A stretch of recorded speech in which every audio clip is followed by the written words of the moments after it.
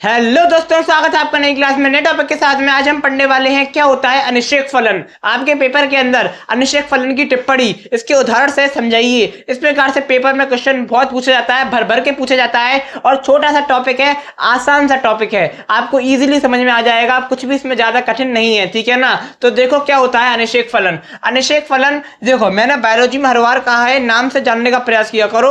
और उससे पहले एक बात और कह दूं, क्या कह दूं कि अनिश्चयक फलन को जानने से पहले आपको पता होना चाहिए कि निषेचन क्या होता है। अब आप कहोगे मुझे तो पता ही नहीं है। अरे तो ये सीरीज ही किस लिए बनाई है, हर एक चीज पता चलेगी, ठीक है। निषेचन क्या होता है, अरे वह देखो निषेचन में क्या होता है, नर युग्मक और मादा युग्मक का आपस में जुड़ना, आपस में सहलित होना क्या कहलाता है, निषेचन कहलाता है। बिल्कुल इजी वे में, बिल्कुल आसानी से समझते हुए चलो, ठीक है। यानी कि नर युग्मक और मादा युग्मक का आपस में जुड़ना निषेचन कहलाता है, ठीक है। अब तो देखो यहाँ पर क्या लिखा है, अनिषेक। क्या लिखा है, अनिषेक। अरे हम नहीं पढ़ रहे डेफिनेशन क्या है, हम केवल शब्द को देख रहे हैं। अनिषेक फलन है शब्द, ठीक है।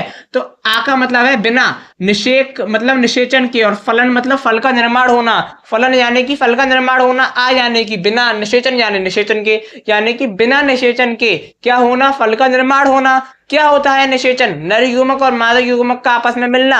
लेकिन यहां पर क्या हो रहा है, बिना नर युग्मक और मादा युग्मक के आपस में मिले, अर्थात बिना निषेचन के, यानी कि बिना निषेचन के ही क्या हो जाए, फल का निर्माण हो जाए, उसे क्या कहेंगे, अनिषेक फलन कहेंगे। देखो यहां पर क्या लिखी है, डेफिनेशन लिखी है, वह क्रिया जिसमें बिना निषेचन के क्या हो जाए, फल का निर्माण हो जाता है, अनिषेक फलन कहलाती है। कितनी आसान सी डेफिनेशन है, कुछ भी कठिन है इसमें नहीं है। कठिन हम कठिन बना लेते हैं, कठिन होता कुछ भी नहीं है, ठीक है ना। बस समझने का प्रयास करो, बहुत आसान है। क्या है, बिना निषेचन के फल का निर्माण क्या कहलाता है, अनिषेक फलन कहलाता है। जैसे ही दिमाग में, जैसे ही आपने लिखा हुआ देखा अनिषेक फलन, ऑटोमेटिक दिमाग में आपके क्या हो जाएगा, याद आ जाएगा। क्या होता है, नाम से ही पता चल रहा है, बिना निषेचन के फल का निर्माण हो जाना अनिषेक फलन कहलाता है। अब इसके जो उदाहरण है वो इंपॉर्टेंट है। यहाँ पर मैंने दो इजी से उदाहरण लिखे हैं, केला और अंगूर, यानी कि दो आसान से उदाहरण आप कह सकते हो, उनको मैंने छाट कर लिखा है। इनको पेपर में लिख दोगे तो कहीं ना कहीं नंबर नहीं कटेंगे, ठीक है ना। मैंने यहाँ पर दो आसान उदाहरणों को लिख दिया है जो कि बहुत ज्यादा आसान है। अगर इनको आप पेपर में लिख दोगे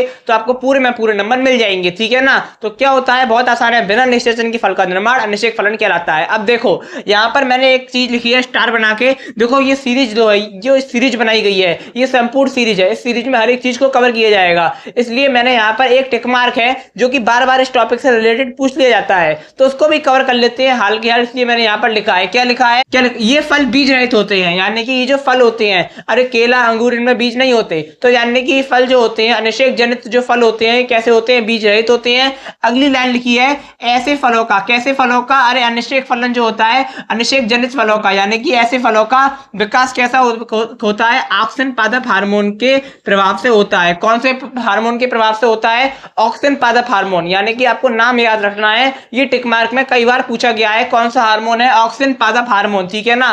तो आशा करता हूं कि आपको समझ में आ गया होगा क्या होता है अनिषेक फलन।